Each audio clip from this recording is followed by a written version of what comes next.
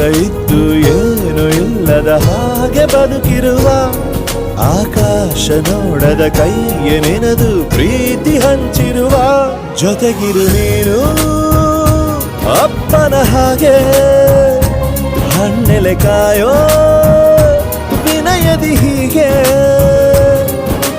ನಿನ್ನನು ಪಡೆದ ನಾವು ಪುನೀತ ಬಾಳು ನಗು ನಗುತ್ತಾ ಬೊಂಬೆ ಹೇಳುತ್ತೈತೆ ಮತ್ತೆ ಹೇಳುತ್ತೈತೆ ನೀನೇ ರಾಜಕುಮಾರ.